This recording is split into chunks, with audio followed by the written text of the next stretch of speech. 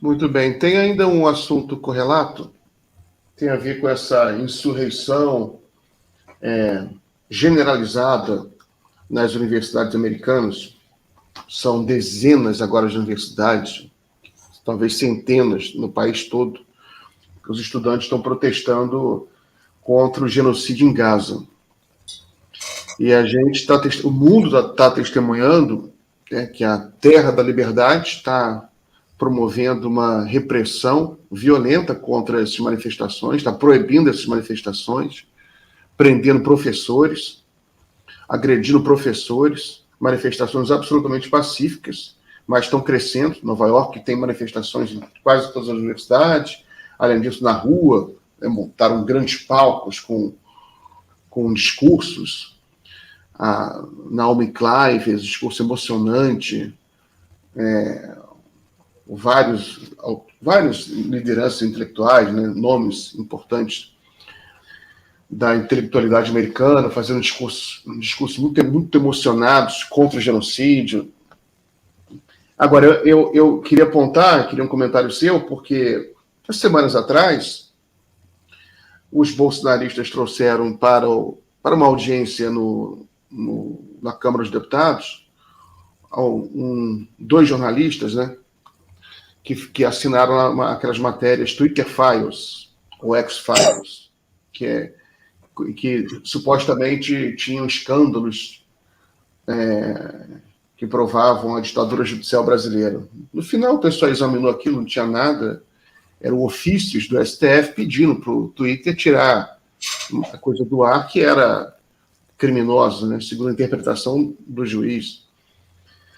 Mas aí um dos jornalistas, ele fez um discurso político lá, dizendo que os Estados Unidos era a terra da liberdade, deu exemplo que causou espécie, né? Todo mundo ficou impressionado que os Estados Unidos permitia isso, dizendo em tom de orgulho, manifestações nazistas em bairros judeus ocupados com sobreviventes do Holocausto. Não entendeu nada. Isso é bom, manifestação nazista em bairro judeu, provavelmente no Brooklyn, né? Acho que é um dos bairros judeus mais conhecidos, Nova York. E agora, uma manifestação pró-palestina não pode, no país todo. Ou seja, essa liberdade foi interessante e criou uma contradição, né? A narrativa bolsonarista não durou muito tempo. O que você acha? Olha, Miguel, essas duas pessoas que você mencionou, né, são dois desclassificados, né? Não podem ser considerados jornalistas sérios, né? Quem se pronuncia dessa maneira, né, quem defende o conteúdo que eles expressaram, né, não pode ser considerado um jornalista sério, um jornalista que preze a sua profissão, né, que tenha responsabilidade com aquilo que informa e opine, né, como é o caso desses dois indivíduos. E, Miguel, e buscar coerência na extrema-direita é procurar agulha no palheiro. Isso não existe, né? Eles estão se lixando se o que eles dizem hoje contradiz o que disseram ontem. Estão se lixando para isso, até porque isso é um dos componentes, né, da conduta da extrema-direita contemporânea, né, que não tem qualquer compromisso com princípios, com valores, com a verdade. Os fatos, né, têm que estar subordinados, né, àquilo que eles pensam, se é que pensam, né, ou algo parecido com o pensamento, aquilo que eles entendem como sendo o mundo, como sendo a vida, né, como sendo as relações sociais, né. Então, essa gente não tem qualquer compromisso com coerência, com honestidade, não tem, não adianta. Não, não dá para cobrar deles isso porque não é da natureza, né? Eles deixariam de ser de extrema-direita, né? A extrema-direita não tem coerência, né? Isso é uma das características da extrema-direita, né? E agora, nessa tragédia que é o Holocausto palestino, né, é assim que eu vou chamar o Holocausto Palestino, pelo menos algo, né, de bom acontece. Né? Mais uma vez, os jovens, os estudantes americanos, né, vão para as ruas, como foram na época da Guerra do Vietnã, defender a paz, né, exigir um basta com o genocídio que Israel promove na faixa de Gaza. Né? Isso, se, se nós podemos apontar alguma coisa, né, que sirva de consolo nessa quadra, né, em que o povo palestino vive o seu holocausto, né, promovido por Israel, ver a juventude, os estudantes, os intelectuais, né, ver aqueles que amam a vida se manifestando, isso é muito bom. Né, isso conforta o coração. E não é só nos Estados Unidos, né, nós temos visto na Europa milhares e milhares, em todos os países, de manifestantes indo para as ruas, exigindo, né, que Israel pare com a matança e pare, né, com o genocídio. Né?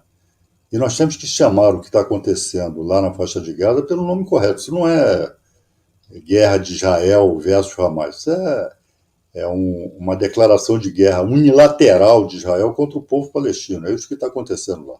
Né? Mas é muito bom, né, que essas forças sadias, né, da sociedade norte-americana estejam em massa, né, se manifestando, exigindo a paz, exigindo justiça, exigindo cessar-fogo na faixa de Gaza. Lembrando que a reação das organizações sionistas, israelenses e americanos, que são muito poderosas nos Estados Unidos, né? Elas financiam muitos políticos, inclusive a análise que se faz que é a aprovação do dinheiro para Israel é porque você tem muita doação para os políticos americanos e esse dinheiro que eles aprovaram agora, tanto para a Ucrânia quanto para Israel, que vai para a indústria bélica americana, depois volta para os políticos, né, para pagar as campanhas deles. Eles fazem muitos ameaças, eles vêm com essa acusação de antissemitismo, né, tudo é antissemitismo, né, chega ao ponto do hilário, porque você tem uma quantidade enorme de judeus protestando. Né, os judeus estão os judeus conscientes, que são muitos, né, talvez seja até a maioria, estão lá nas ruas, estudantes, judeus, tem rabinos, né, tem até uma reportagem em que eles falam em antissemitismo, vai ter um montão de rabino na foto, um rabino é antissemita, né, um rabino, pessoas... Então, está sendo muito desmoralizado isso, a tática está sendo desmoralizada, as ameaças também, porque há muita ameaça contra os estudantes, ameaça em todos os aspectos. Tem a repressão agora, né, que já não é só ameaça, já é repressão dura, mas ameaças de tirar o financiamento das universidades, né, ameaça de que os estudantes não vão conseguir emprego, porque todo mundo está sendo filmado com IA, né, inteligência artificial, está todo um banco de dados. Os estudantes, a impressão, a bravura deles, que eles não estão nem aí para isso. Né? Talvez, imagina, eles até pensem assim, se tem uma empresa, né, com essa mentalidade de não me empregar porque eu participei de um protesto contra o genocídio. Não vou querer emprego nessa empresa, claro. Exatamente, então é ótimo, né? Já me poupa uma dor de cabeça de eu trabalhar numa empresa que não vai gostar de mim, não vai gostar dos meus valores. Então é tipo da coisa que tira no pé. É o que o Milton Nascimento já cantava, coração de estudante. Né? É coração de estudante. Ninguém os detém. Né? Ninguém os detém. Eles não tem medo de nada. Isso é o que causa orgulho. Né? E essa é a esperança. Né? Essa é a esperança. Então, o que eu disse ainda agora, dentro dessa tragédia palestina, né, algo de bom, pelo menos, acontece, né, que são essas manifestações. E você tem razão em mencionar os judeus não sionistas, né, anti-sionistas, porque isso não é. Nós temos que tomar cuidado, diferentemente do que os sionistas fazem, para não nos deixar contaminar exatamente pelo antissemitismo, né? Porque isso acaba sendo, muitas vezes, acaba sendo, por parte de alguns, embora sinceros defensores da causa palestina, mas acaba, às vezes, né, por conta da indignação, por conta dessa tragédia, desse genocídio, acaba se confundindo isso com uma espécie de ser natural nos judeus, que isso é uma atitude do ser humano judeu, e não é dos sionistas. Né? Nós temos que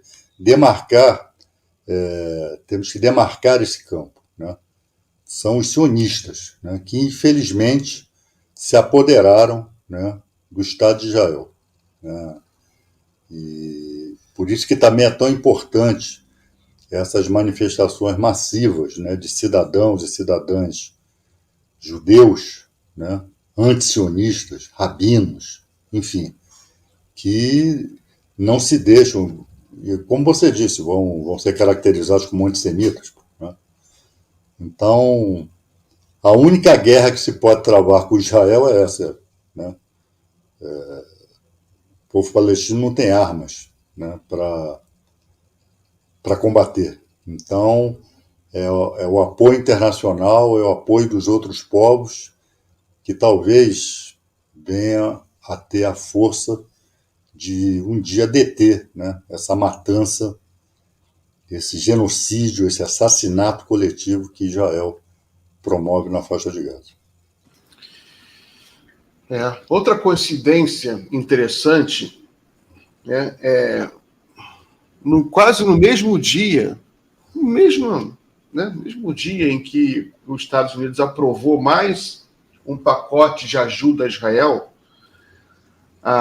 as agências de notícias e a própria ONU, publicou um relatório e uma notícia que foram encontrados cerca de 400 corpos embaixo dos hospitais, os principais, 2 grandes hospitais em Gaza, com todos os indícios de execução, porque estavam com as mãos amarradas, alguns com mãos e pés amarrados, alguns mutilados, alguns com sinais de terem sido enterrados vivos.